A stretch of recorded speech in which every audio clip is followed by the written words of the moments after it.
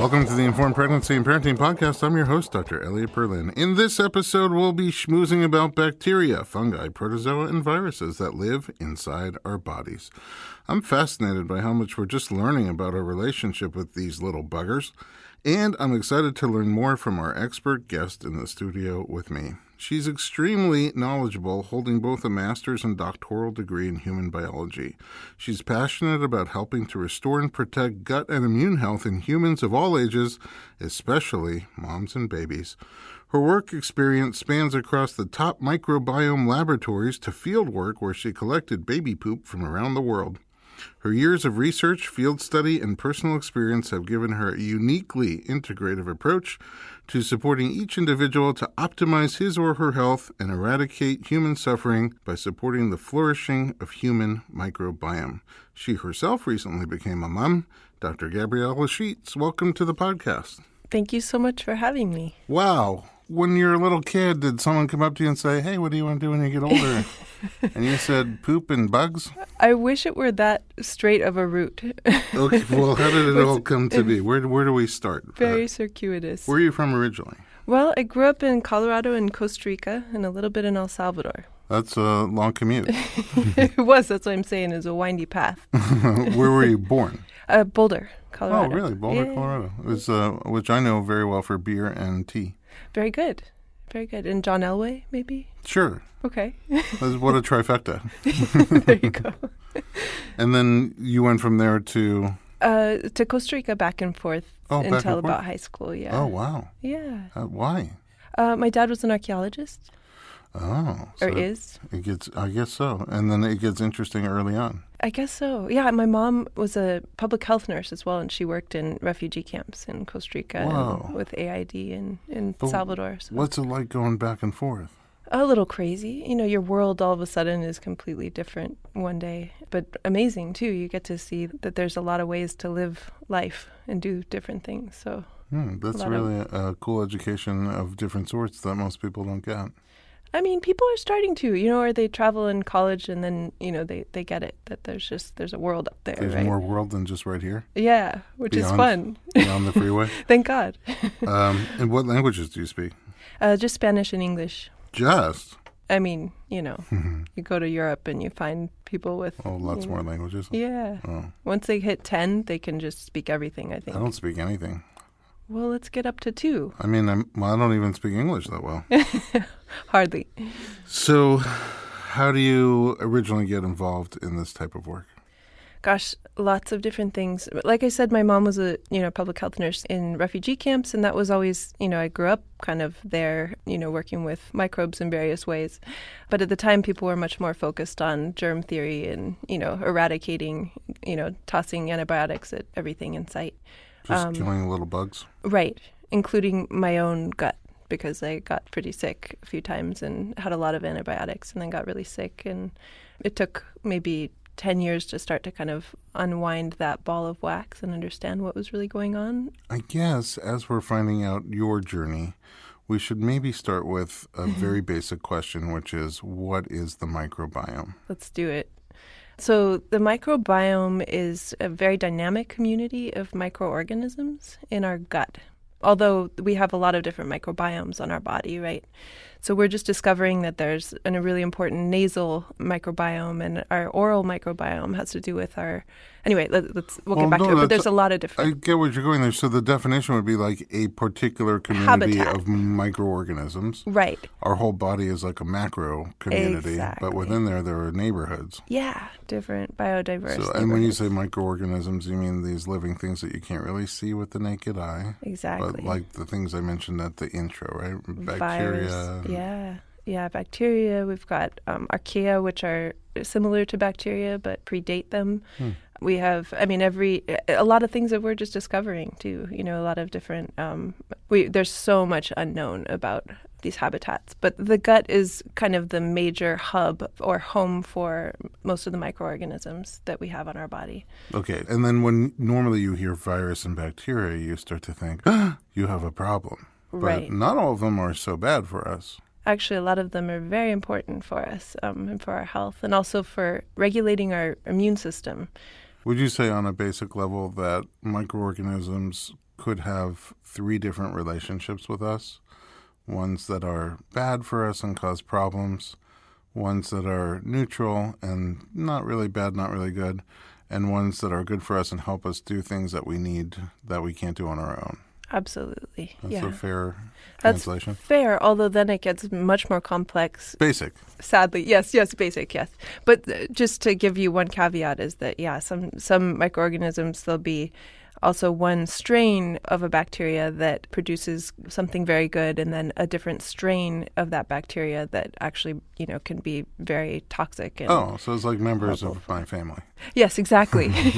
Same family, but my family is all commensal and all good benefit. Just kidding.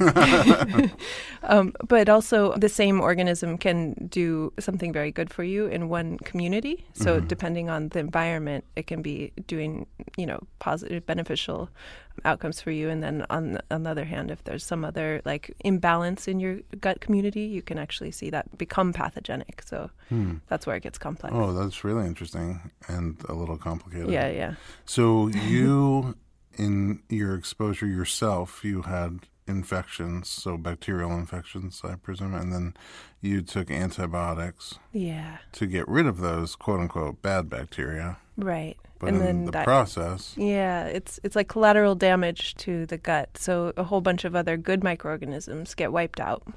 The ones that you need. So what are some of the examples of a good microorganism that we need to do something that we have a hard time doing on our own? Good question. So there's a few microorganisms or bacteria that we're calling now keystone species. Keystone. Yeah. So if you have you Sounds heard like the Flintstones. Exactly. So Fred Flintstone in Yellowstone Park, for example. Yes. Do you know when they reintroduced the wolves into Yellowstone? No. Okay, there's some great YouTube video on this. I Really? gotta send it to you. Yeah. Okay. But when they reintroduced wolves back into the ecosystem, it changed everything because they ate something that then changed, and it changed everything to the riverbeds, like how the rivers flowed, and all of the biodiversity in that area just flourished. And so some bacteria actually do that for us. So they actually change the environment to actually make room within our system. Yeah. So there's a bacteria called Akkermansia. And do you have something to say about that? No. So Akkermansia, they degrade mucin in your mucosal layer of your gut, right? So there's an important layer that keeps a bacteria from getting into your bloodstream. Okay. And that mucosal layer is eaten by this bacteria in a good way so that it keeps it growing. So it keeps it really warm. You chop it down, it grows back stronger, chop it down. Exactly. Okay. Yeah. So in that way, it makes a really flourishing habitat for other bacteria. And if you don't have that, you're much more likely to have all sorts of conditions, inflammatory conditions, and there's a whole bunch. Because that layer of protection starts to just wither away. Right. And you can have translocation of bacteria, so you can have bacteria going into your bloodstream. You can have leaky gut syndrome, all of these kind of issues that people are starting to talk about, and inflammatory conditions, which make up most of why you go to the doctor. So you know a lot about these microorganisms and the communities and the relationships. Is that what you were looking to get into when you studied for your master's and your doctorate? Was it what I was looking for? I really loved in a human biology class learning about the microbiome the first time, just looking at obesity and mice studies and how, if you gave obese mice? Yeah. So if you give obese mice lean bacteria from a lean mouse, like you give a fecal matter transplant. Have you ever heard of these? Well, would you... Are we going too far? Let's just back up and go slow. So you're saying, in my mind, if a thin mouse poops, and you take some of the bacteria in the poop from the thin mouse, right, and you somehow get that bacteria into the chubby mouse, right, then the chubby mouse loses weight? Right, and they can be eating the same amount, the same diet. So you're saying, to some degree, the microorganisms that sort of dictate, which aside from appearance, that's a health issue. Right. There's a lot of different health issues. But that was kind of the first thing that was like, wow, there's something interesting here. Yeah. So, and just, So why don't we do that with people? We're working on it. We are? Yeah, people are working on it. Oh. A lot. That's actually one of the main metabolism. But the other thing about the microbiome... That seems a lot easier than going to the gym. Right? Give us that free lunch. Just put in a capsule and I'll take anything. Exactly.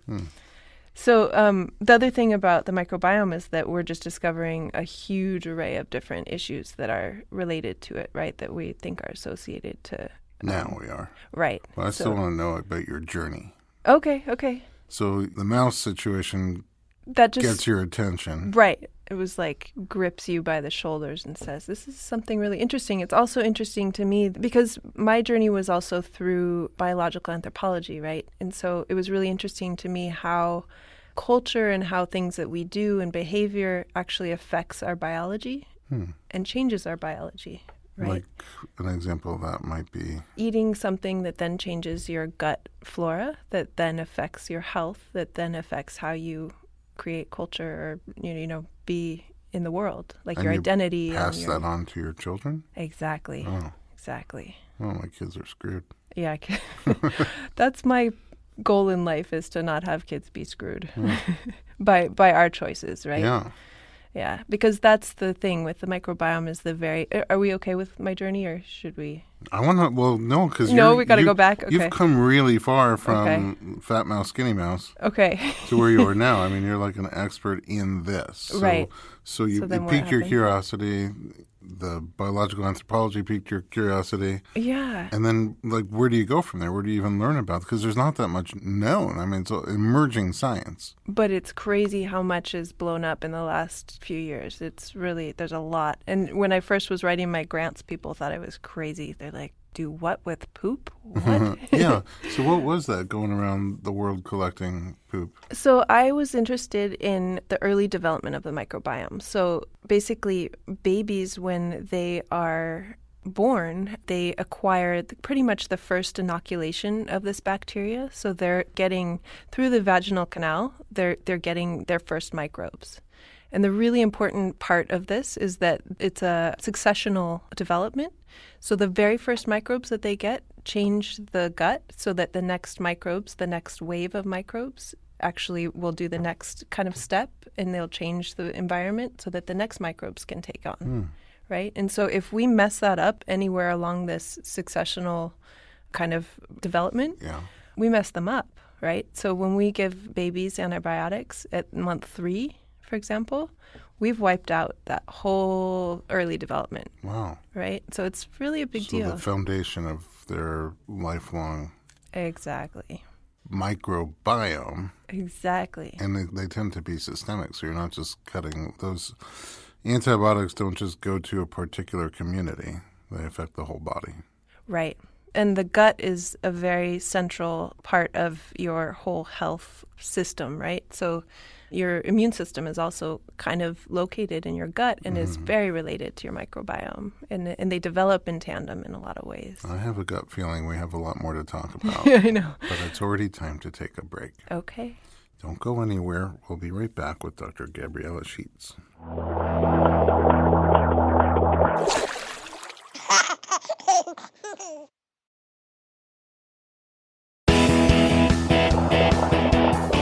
Welcome back to the Informed Pregnancy Podcast. We're talking about guts and stuff with Dr. Gabriela Sheets. Let's talk about pregnancy. How important is it for pregnant women and new mothers to understand their own microbiome? Well, there's a lot of different very important things to discuss. I mean, that would be, getting their vaginal flora, and we can talk about that. Getting it prepared for birth if they're planning on having a vaginal birth. What's flora? Oh, sorry, bacteria. And it's not even the right term, microbiomes or microbiota. Oh, flora is limited. It's only a part of the microbiome. Yeah, flora. It's not a very scientific term for it. But so you're saying that there are microorganisms that live vaginally? Right. Oh, yes. So you have a vaginal microbiome. Well, I don't have a vaginal microbiome. You don't. You're right. I might Women. Have. Anyway, back to you. Those with a vagina have a vaginal microbiome. And like any other microbiome, there's good ones, neutral ones, and bad ones? Right. Okay. And the main resident of the vaginal microbiome is called lactobacilli. And these microorganisms actually reduce the pH in a woman's vagina. Making it lower, so more acidic? Right. And we want it to be acidic? Yes, sir. Because then you're not hospitable to pathogenic microbes. the bad, because they don't do well in acidic environments. Yeah. Okay, but the good ones do okay? Yes. Well, that's helpful. Yes. That whoever made them that clear. Split them up that way. I know. Yeah. Yeah, so that's important. So I mean, I guess I'm jumping ahead, but now you're going to get me all excited because at the end of pregnancy, they test you for Group B strep. Right. Which my understanding is lives in the gut. It does live in the gut. For many people. Right. And then since the gut doorway is in the same neighborhood as the birth canal doorway, it sometimes jumps over and sets up a colony over there. Right. And you'd get tested for it typically towards the end of pregnancy, 37 weeks or so, and with a swab. Mm-hmm. And if you test positive, the typical treatment, at least here in the U.S., is IV antibiotics during birth, which I can already see you're just passing out from me having said that. So to break this down a little bit, what's wrong with having Group B strep vaginally? How can you prevent having Group B strep vaginally? And why did you almost pass out when I said IV antibiotics during labor? So first thing, it's not necessarily bad or wrong to have Group B strep. There is a small possibility that it could be passed on to your child if you're doing a natural birth, if you're birthing through the vagina. But treating it prophylactically with antibiotics is pretty scary to me. So there are a lot of things that you can do as a pregnant mom. There are pro and prebiotics that you can... Let's explain the difference between the two. So probiotics are good bacteria that you're basically ingesting. So let's say a capsule or a drink that has billions of little bacteria in there that are good for us. Lactobacilli usually for that case, right? Yeah, Okay. It's the same guys that live in your vagina. Do you put it in your vagina or do you put it in your... You can take it orally, and that's what the FDA wants us to do. In Europe, there are capsules or inserts that you can put in the vagina directly, which I would really like to start with probiotics in them. Yes. Yeah, I mean, they're just opposite sides of the... Right. Well, it's definitely much more direct to put it up the vagina. Yeah, that's what I'm saying. I mean, why yeah. not go where the situation is? It's just an FDA frustration. And it has to go through your whole digestive tract. Right. And then you hope that it translocates into your vagina from your gut, which it usually does. I'll get used to you saying your vagina. Sorry. No, it's okay. You can just keep saying it. Talking to the women out there. I hear you. I'm just an observer. So in that way, you can take it orally, and there are some really good ones. You want to make sure, the problem is when you take probiotics, they're too general. Like, it matters what strain, not just what species you're taking, but down to the strain. Wow. Who would even know what to look for? You would. Yeah. That's a good thing I can put on my website. I'm also working on web content to share this with more women. Okay, great. Especially pregnant women. At the end, we'll find out where to find you. There you go. Anyway, orally, and then you can also do good yogurt, not douches, but what do you call it? Just tampons? Inserts. Yeah, with tampons or just like a syringe, just shoot some really good grass-fed, plain, no sugar, organic yogurt. And that helps because there's lactobacilli in there. Again, vaginally? Yes, vaginally. Okay. Does it just come out by itself? Or? It does, or it just soaks up. It seems messy, but it's not so bad. Yeah. So there's all sorts of things. I'm just saying because sometimes you brush your teeth and then you're like, oh, I wanted a little snack, but it's going to taste all minty. Now you have another way to... Exactly, to freshen up. Yeah. It actually is very soothing and cooling if you have like a dysbiosis means imbalanced. So if the bacteria is imbalanced, a lot of times you'll get like vaginal dysbiosis or, vaginal BV or... Bacterial vaginosis? Yes, or yeast or, any one of these imbalanced. So for any of those things, you would just plain yogurt? It helps. It helps. It's Sweet. Not always the right lactobacilli strain that needs to take over, but it definitely is anti-inflammatory for your vajayjay. Okay, so now back to Group B strep. So Group B strep could be potentially, the baby can get it when they move through the birth canal if there's a colony. Right. Are you saying these possible ways to counter that negative bacteria, people should just do it regardless, or people should do it if they... I think regardless, I think pregnant moms, I believe, should be taking probiotics and possibly even prebiotics. So, okay, we didn't talk about prebiotics yet. What are prebiotics? Prebiotics are basically food for probiotics, or for your bacteria. So they feed the good guys, specifically target them. And it's really effective because the probiotics that we have on the market are extremely limited. There's only maybe like 3 or 4 genera. And so we can actually target the good bacteria that we can't even put into a pill form yet, right?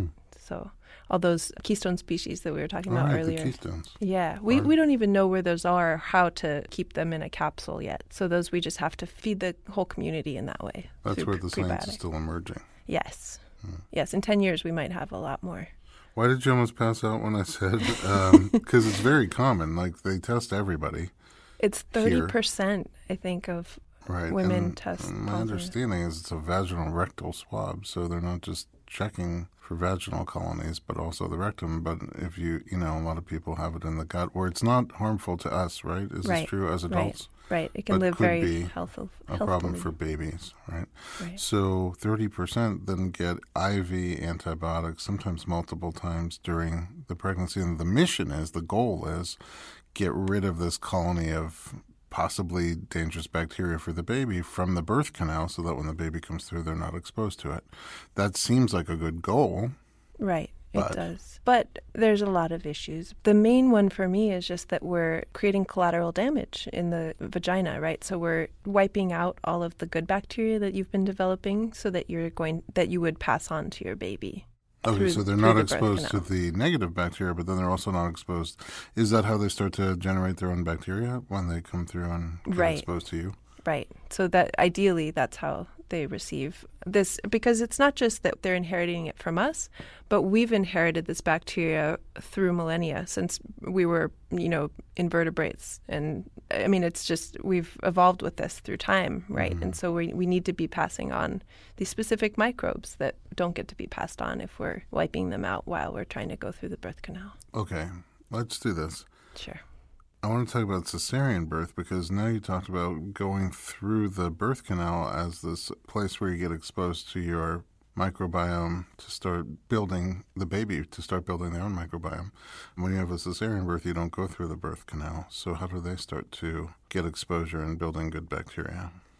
Yeah, so C-section babies tend to have different bacteria than vaginal birth, which we kind of understand. We have studies that kind of show that these babies have, I said flora again, but a different community of microorganisms than babies born by cesarean. Right. They show they have more environmental microbes, so they have bacteria from the nurses who hold them or from the hospital environment or home if they're birthed at home. But it's definitely more environmental than what I call vertically inherited from mom. Oh, wow. So the bacteria generally that hang out at the hospital, probably not the ones that I want to be giving my baby. No. No. Versus bacteria that hang out where I live. Right. So home birth actually tend to have better development through the early months as well. Of their microorganism community. Right. So are there ways to take the good elements of microorganism community from my home that the baby may not get initially, let's say at a non-home birth, but also elements of the microorganism from the birth canal that a baby may not get in a cesarean birth, and to somehow pass those on to the newborn? Yeah, so you're getting at what we call vaginal seeding. And that is a little controversial. There are a lot of people that would say absolutely don't do it because we don't know enough, but I did it. Oh. And I'll tell you about it. Yeah, what's the concept? So vaginal seeding is where women will put a sterile swab up the vagina and kind of soak it in the milieu of the vagina. So you get a bunch of the good microbes. And this is done, at least in the studies, this has been done on C-section babies. I didn't have a C-section, but I did have to take antibiotics. At which point? Right before birth. Oh. Yeah, you can imagine I was pretty upset. Do you want to say why? Sure. I spiked a fever. My water broke. And then you weren't having contractions? I was having contractions. My water broke, but it was 4 weeks early. Oh. She was 4 weeks early. I was supposed to come into your office that morning. Yeah. A lot of people, when they're supposed to see me, but they don't, they get a fever. That's what happens. So I should have been It's like, a it's natural Dr. Berlin, it's reaction. not bacteria. Yeah. Oh. So I finally, I put them off. It was a 3-day fiasco in the hospital. Finally, I spiked a fever in the 3rd day, and I was like, all right, fine. So at which point did you do the swabbing swabs? before I went to the hospital. So soon after your water broke? Soon after my water broke, when I found out that it really was my water breaking, then I stuck some swabs up there right away, just That's knowing. quick thinking. Yeah, well, I definitely wanted to make sure. You go to the hospital, you kind of know you might have to get antibiotics. Yeah, but nobody else really thinks that way. It's like, oh my God, my water broke. Get me some swabs. Quick. Yeah. All right, hold on one second. We're right in the middle of a topic, but we still have to take a break, and we're going to come back and figure out the rest of what you do for vaginal seeding. Who could possibly go anywhere? We'll be right back.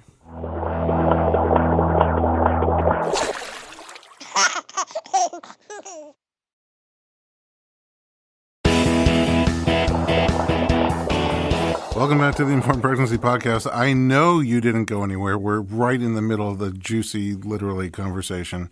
So your water breaks, you swab yourself. Right. And then what do you do with those strips? I put them into a plastic Ziploc. Okay. And threw them in the freezer.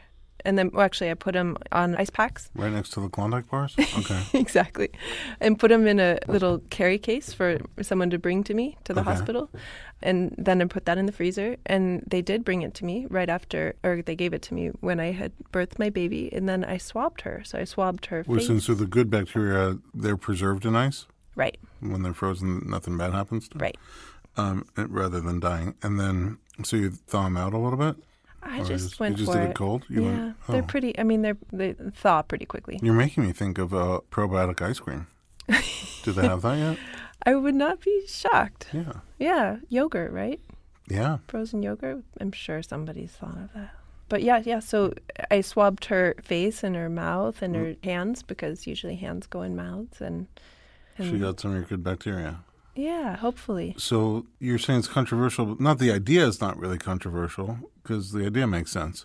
It's just we don't know really the best way to do it and apply it, and to make sure that you're also, I suppose, not getting bad bacteria or... Yeah, exactly. And there's all sorts of reasons why I wouldn't necessarily... Like, if I had tested positive for group B strep, I might have thought about it, I probably would have done it. But, it can be concerning if your vaginal microbiome is kind of off, or, if there's some funkiness. There's also something about the trauma of birth that changes your flora. It changes both your vaginal and your milk microbiome.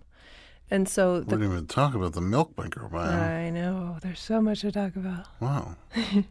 It's very important, because that's the next food for your child's microbiome. So What determines which microorganisms end up in your milk? Well, we're discovering this, but it's pretty much from your gut. Did we ever say what prebiotics are? I don't think we did. I mentioned it. It's basically food for the good microbes that you want in your gut. I was probably still focused on ice cream. Or vaginas. When you said something, yeah. The yogurt. I don't think that'll sell. So you take food that helps the good organisms grow. Why doesn't that same food help the bad microorganisms grow? Because sugar feeds the bad organisms. Oh, okay. So there's actually kind of more complex chemistry will feed the good microorganisms. So simple sugars and easily ground flours can tend to feed.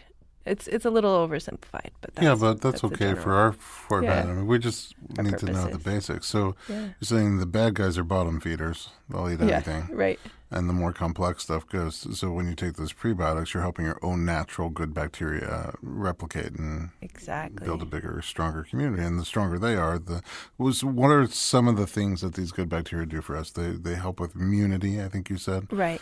Digestion, they break down things that we can't break down for ourselves. Yeah, so they regulate our immune system. They actually produce vitamins for us that we wouldn't otherwise be able to produce. They actually provide energy for our guts our intestinal lining is constantly regrowing, it's regenerating, and it needs extra help energetically. And so the bacteria actually produce energy for it.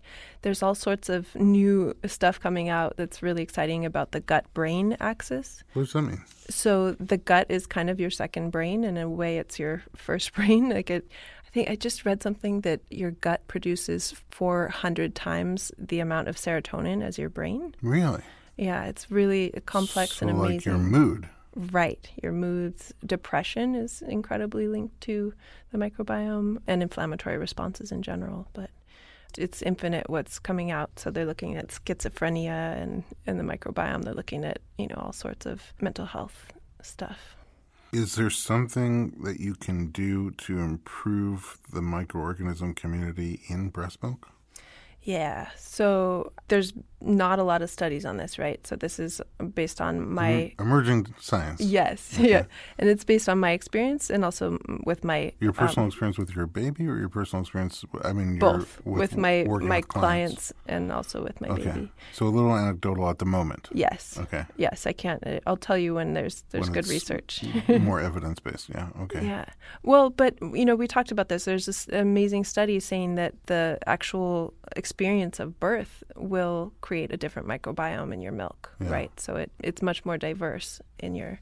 Is it because the baby's out of you that things naturally change? Or we don't know why it changes? I don't know what the mechanism is. It's really quite amazing, though. So your milk microbiome will change over the course of your child's development as well. I mean, it's pretty extraordinary what...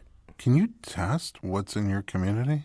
You can. I took breast milk samples in my study a lot and would like to do more analysis on that. But yeah, there's a... And you can kind of titrate down how much and what? It is testable. I don't know that anybody's doing it commercially yet, which is something I would really like to do. Yeah, because it seems like if you find out you're lacking in things you should have or you have things that shouldn't be in there. Exactly. Although also, we did have somebody on our program called... Canali. Dr. Stephanie, who does test breast milk, but maybe not for microorganisms yet. She doesn't. I meant to reach out to her and see if she wants to, because it'd be very cool. I bet she will want to. It'd be very cool. Uh-oh. When you guys unite, it'll be like the peanut butter and chocolate of microorganism breast milk health. I know. But you add a really great question about changing... It happens once in a blue moon. About how you can affect your breast milk microbiome. And one of the important components of breast milk is that there's oligosaccharides, which are sugars. Complex. Right. All sorts of different complex sugars that feed important microbes in your baby. That are in the milk. Right. And so based on... Oh, and complex sugars feed good bacteria. Right. So you give your baby prebiotic. Right. Right. And if you don't have the oligosaccharides... Then your child will have a terrible life. Oh. Well, totally doomed. I think just because they're my children. You're like, there are other... It's multifactorial. Yeah, the oligosaccharides are the least of their problems. No, they're definitely... I mean, just diet is huge. So you're saying if you eat the simple sugars and the flours, you're feeding the bad bacteria. Right. And they grow throughout your body in all the little communities, including the milk microbiome. Right. It depends on where you are. Like early on, I think the baby's gut is really sensitive and you can't necessarily eat the diverse plant-based diet. Like you can't have all of the FODMAP foods, like all of the... What's FODMAP? Oh, gosh, we're going to get really far down a rabbit hole. Basically, certain foods that feed certain bacteria. But the important thing is that at first you have to kind of go easy, right? Every midwife and doula and everybody will say you can't have as much onion, you can't have raw, garlic. Oh, just because you want to expose the baby to different foods. Right. At first. Like lightly. Right. And then get into more diversity. Exactly. Just to make sure they're not sensitive to things. Exactly. In your milk. Exactly. Okay, so you're saying from a strict microbiome perspective, you can't have everything you'd want to have right out of the gate. So what's good to start with? What's good to start with is pretty much the, squashes, and actually the more colorful, the better, right? So the darker reds, purples, all those kind of really high phytonutrient guys are important. They produce a lot of compounds that feed the bacteria. The good ones. Right, the good ones. It can get really complex because we can even talk about how you cook things, and that will feed your bacteria in different ways. Well, you know what's going to have to happen. Another podcast. Another episode with Dr. Gabriela Sheets. Oh, I would really love that. Well, I mean, this is a lot, no pun intended. This is a lot to digest already. Okay. I mean, I guess the takeaway is the microbiome is a community of very complex community of microorganisms within any area. Our whole body has a global microbiome. Each part of our body has a microbiome. And when you're having babies, two of the microbiomes that are pretty important are the vaginal microbiome and the breast milk microbiome. And gut. And gut. Well, gut for everyone, for all, right? Right. And we pass our microbiome down to the children. So now I'm really fascinated by the skinny mouse, fat mouse, because, it seems like there's a lot of potential here to really analyze what's in that community of microorganisms and to manipulate it in ways that our body may respond to in huge therapeutically good ways. So, in general, we're just scratching the surface. And on this podcast, we really just scratch the surface of what we already know. Right. So you'll definitely have to come back. I would love it. Where can we find you online? So my company is called Lumbiota.com. How do you spell it? LUMBIOTA.com. And you can kind of inquire, and also there's a lot of information I put up there. So you do like consulting? I do mostly consulting. I'm starting to build web-based educational programs. Okay. Because I want it to reach as many people as possible who can affect the next generation. It might go viral. See what I did there? Very well done. I learned a lot. And I know our audience will too. So thanks for being here. It's always a joy. And to our listeners, thanks for being our listeners. If you'd like more information about these topics, visit informedpregnancy.com.